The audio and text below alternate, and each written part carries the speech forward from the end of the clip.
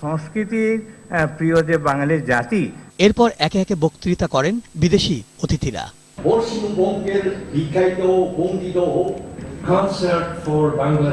অতিথি ও সংস্কৃতি মন্ত্রীর বক্তৃতা শেষে বাংলা একাডেমি সাহিত্য পুরস্কার প্রাপ্তদের হাতে পদক তুলে দেন প্রধানমন্ত্রী শেখ হাসিনা।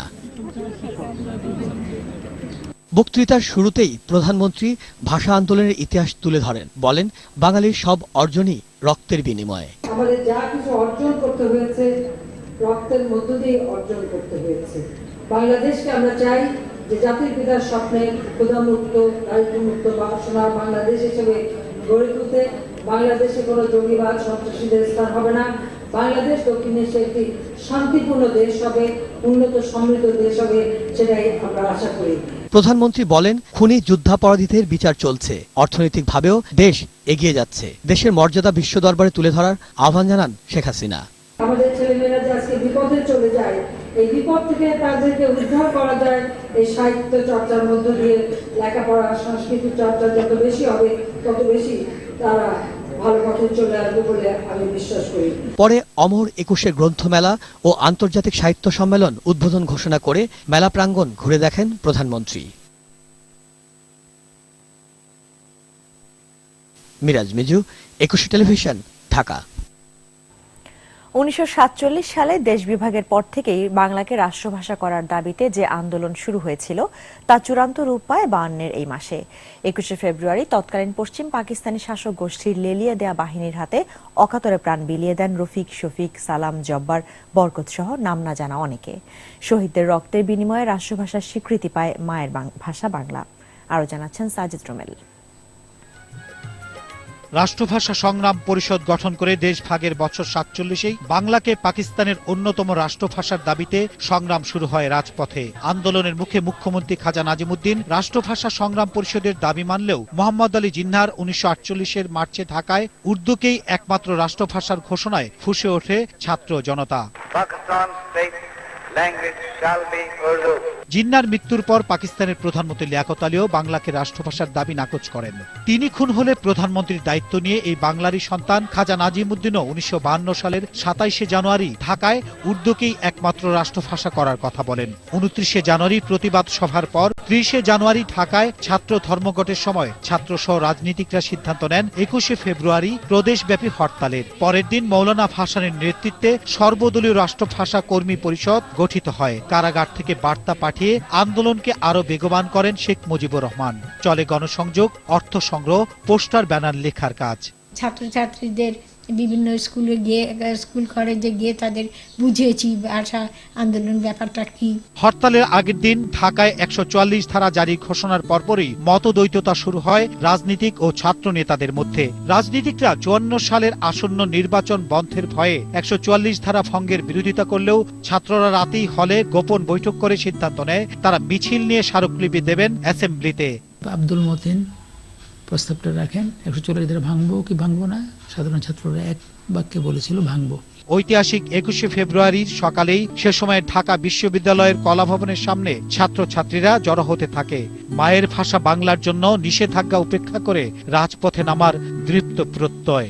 মেয়েরা যখন বেরিয়ে গেল, মেয়েদের অ্যারেস্ট করা হলো, তখন ছেলেরা করে ১০ জন আর মানলো না। তারা দয়া করে বন্যার পানির মতো বেরোয় স্লোগান দিতে দিতে বেরোতে লাগলো।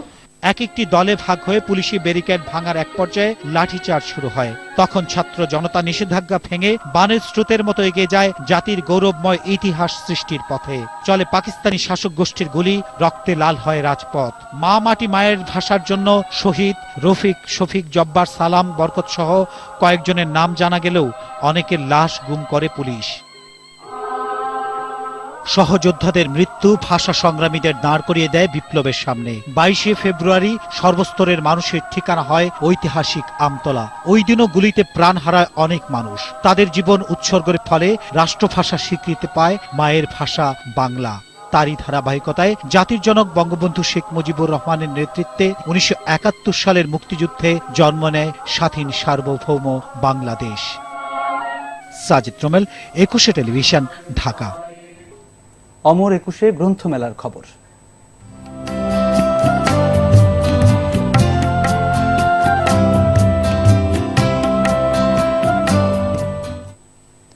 দর্শক, অমর একুশে গ্রন্থমেলায় আছেন আমাদের সহকর্মী আকবর হোসেন সুমন। তিনি জানাচ্ছেন সেখানকার খবর। ধন্যবাদ প্রণব। আমি এই মুহূর্তে রয়েছি বাংলা একাডেমির মূল প্রাঙ্গণে। আপনি ইতিমধ্যেই জেনেছেন যে আসলে বিকেল ৩টার কিছু পরে প্রধানমন্ত্রী শেখ হাসিনা এই অমর একুশে গ্রন্থমেলার উদ্বোধন করেছেন এবং উদ্বোধনের পরে তিনি কিছু স্টল ঘুরে দেখেছেন এবং কিছু পুরস্কার বিতরণী আনুষঙ্গিক কিছু অনুষ্ঠান সমাপ্ত করে তিনি চলে যাচ্ছেন এবং প্রধানমন্ত্রী যাবার পরপরই এই মেলা প্রাঙ্গণে দর্শক, পাঠক এবং ক্রেতাদের প্রবেশ অধিকার তারা পেয়েছেন এবং তারা প্রবেশ করেছেন।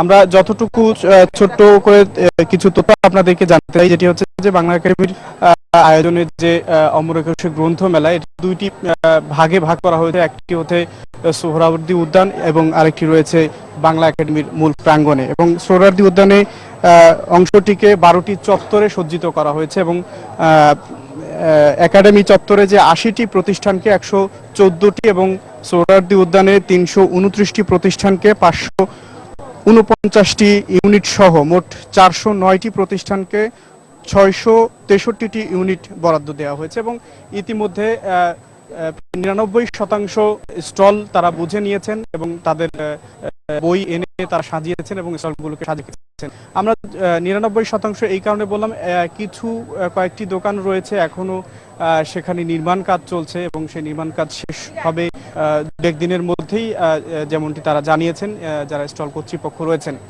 অর্থাৎ সব মিলিয়ে এই মেলা প্রাঙ্গণ আজকে থেকে শুরু হয়েছে, কিন্তু পুরোপুরি যে পাঠক, ক্রেতা বা দর্শক তারা এখনো পর্যন্ত সেই যে আমরা গত বছর মেলায় দেখেছি যে আসলে প্রথম দিক থেকেই ব্যাপক উপচে পড়া ভিড় ছিল এবং অনেক ব্যাপক ক্রেতা এবং পাঠকদের একটা সমাগম ছিল, সেটি এখনো এই মুহূর্তে আমরা দেখতে পাচ্ছি না। তবে আশা করছেন যে এই আজকে যে শুরু হয়েছে এবং কালকে থেকে বা শুক্রবার থেকে এই মেলা প্রাঙ্গণে সেই ধরনের মেলা উৎসব মুখর একটি পরিবেশ তৈরি হবে এবং পাঠক ক্রেতাদের একটি মিলন মেলায় পরিণত হবে।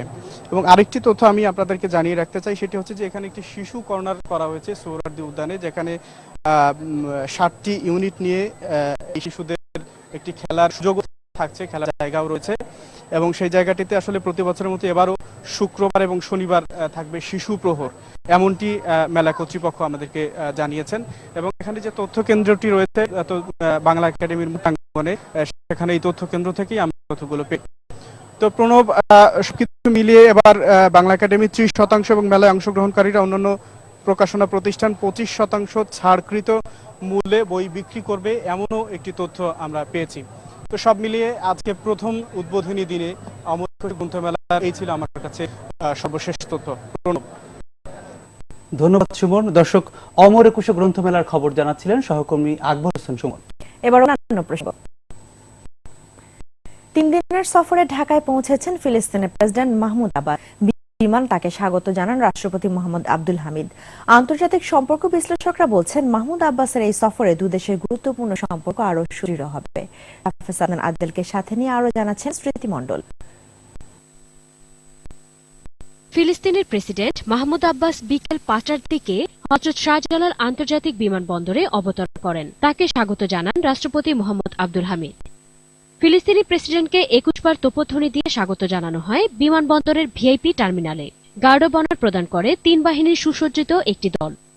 এদিকে মাহমুদ আব্বাসের এই সফর দুদেশের বন্ধুত্বপূর্ণ সম্পর্ককে আরো সুদৃঢ় করবে বলে মনে করছেন বিশ্লেষকরা। বাংলাদেশের সক্রিয় ভূমিকাতে তাদের আর্থসামাজিক কারণে প্রয়োজনে সেটেলমেন্ট সমস্যা যেটা ইসরায়েল সচেষ্ট হচ্ছে, সেসব দিক থেকে তারা একটা ভালো একটা চ্যালেঞ্জিং পার্টনার তারা পাবে। নিজেদের অধিকার আদায়ে আরো সুদৃঢ় ভূমিকা রাখতে বাংলাদেশের সমর্থন প্রত্যাশী হতেও ফিলিস্তিনি নেতার আগমন বলে মনে করছেন তারা। বাংলাদেশ একটি মুসলিম প্রধান দেশ এবং নৈতিক অবস্থান থেকে বাংলাদেশ সবসময় ফিলিস্তিনিদের অধিকারকে সমর্থন জানিয়ে এসেছে। 3 দিনের সফরে রাষ্ট্রপতি ও প্রধানমন্ত্রীর সাথে সাক্ষাৎ সহ ব্যস্ত সময় কাটাবেন মাহমুদ আব্বাস। স্মৃতি মণ্ডল, 21 টেলিভিশন, ঢাকা। দল নিরপেক্ষ, সৎ ও যোগ্য ব্যক্তিদের দিয়ে মেরুদণ্ড শক্ত নির্বাচন কমিশন গঠনের পরামর্শ দিয়েছেন দেশের 4 বিশিষ্ট নাগরিক। সুপ্রিম কোর্টের জাজেস লাউঞ্জে রাষ্ট্রপতি গঠিত সার্চ কমিটির সাথে বৈঠকে এ পরামর্শ দেন তারা। বিশিষ্ট নাগরিকদের মতামত ও রাজনৈতিক দলগুলোর কাছ থেকে পাওয়া নামের তালিকা নিয়ে কাল বিকেলে বৈঠকে বসবে সার্চ কমিটি। তৌহিদুর রহমানের রিপোর্ট।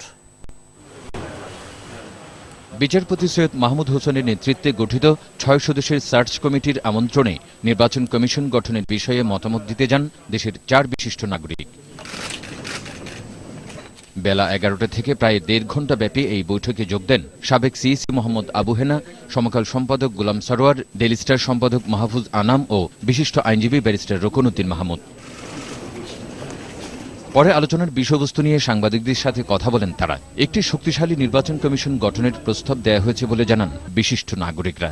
নির্বাচন কমিশনকে যদি আমরা স্বাধীনভাবে দেখতে চাই, তাহলে আমাদের দরকার অত্যন্ত যোগ্য, দলনিরপেক্ষ, প্রজ্ঞাবান, বিবেকবান নির্বাচন কমিশনার, প্রধান নির্বাচন কমিশনার। এবারও আমরা আশা করব যে সার্চ কমিটির রেকমেন্ডেশনটা পাওয়ার সঙ্গে সঙ্গে গতবারের মতন এটাও পাবলিক করা। নির্বাচন কমিশন গঠনে আইন করার সুপারিশ ছিল কার কণ্ঠে।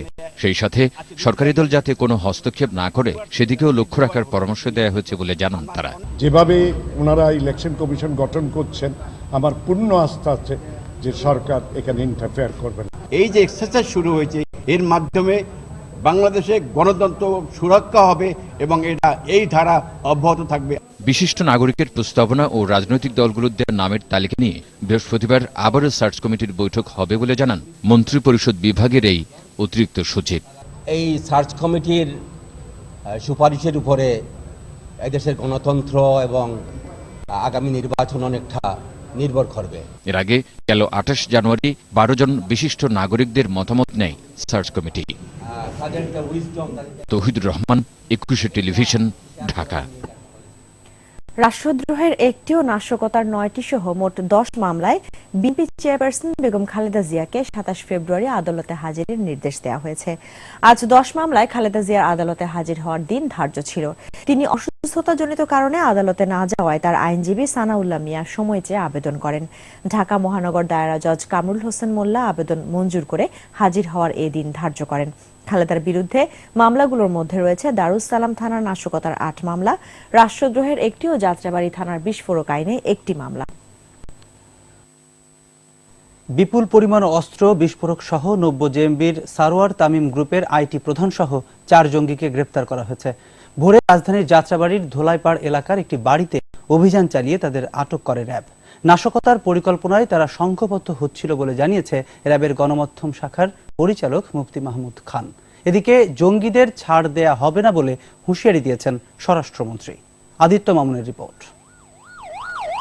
রাজধানীর ধোলাইপাড়ে মধ্যরাতেই 5 তলা এই বাড়িটি ঘিরে ফেলে র্যাব 10-এর একটি দল। এরপর ভোর 5:30টার দিকে শুরু হয় অভিযান। কোন রকম বাধা ছাড়াই আত্মসমর্পণ করতে বাধ্য হয় 90 জেএমবির আইটি প্রধান আলম সহ 4 জঙ্গি। অন্য জঙ্গিরা হলো শাহিনুজ্জামান, আশরাফুল আলম ও মাহবুব রহমান। 2 কামরার আসনা থেকে 2টি 9mm পিস্তল, 21 রাউন্ড গুলি, 4টি ছুরি চাপাতি, গান পাউডার ও বোমা তৈরির উপকরণ জব্দ করা হয়। আটক 4 জনই জেএমবির সরোয়ার তামিম গ্রুপের সক্রিয় সদস্য বলে জানিয়েছে র্যাব। আমাদের যে গোয়েন্দা তথ্য আছে তাতে দেখতে পেয়েছি যে তাদের কিছু আইসোলেটেড যে সকল মেম্বাররা এখনো বাইরে অবস্থান করছে, তারা কিন্তু পুনরায় সংগঠিত হওয়ার চেষ্টা করছে। রাজমিস্ত্রির পরিচয়ে বাসা ভাড়া নিয়েছিল আশফাকি আজম। জঙ্গি দলটি নাশকতার পরিকল্পনা করছিল বলেও জানিয়েছে র্যাব। অন্যান্য ক্ষেত্রেই যে সকল নাশকতা তারা করে থাকে, প্ল্যানগুলি সাধারণত জঙ্গি সংগঠনের নাশকতার প্ল্যান ওইটাই থাকে। এদিকে রাজধানীতে এক অনুষ্ঠানে স্বরাষ্ট্রমন্ত্রী হুঁশিয়ারি দিয়ে বলেন, জঙ্গিরা কেউ পার পাবে না। এই জঙ্গিদের আমরা কন্ট্রোল করে ফেলেছি। মানুষ আজকে ঘুরে দাঁড়িয়েছে এই জঙ্গিদের বিরুদ্ধে। সারা বাংলাদেশের জনগণ আজকে ঘুরে দাঁড়িয়েছে। আদিত্য মামুন, 21 টেলিভিশন, ঢাকা। নিচ্ছে ইসলামী ব্যাংক বিরতি। যখন ফিরছি তখন অন্যান্য খবরের সঙ্গে আরো থাকবে। শাহবাগে সংবাদকর্মীদের উপর পুলিশি নির্যাতনের ঘটনা দুঃখজনক, বললেন আইজি। দোষীদের বিরুদ্ধে জিরো টলারেন্স। পরিবেশ বান্ধব সর্বাধুনিক পদ্ধতিতে হচ্ছে বাঁশখালী বিদ্যুৎ কেন্দ্র, আর্থসামাজিক অবস্থা বদলে দেওয়ার আশা।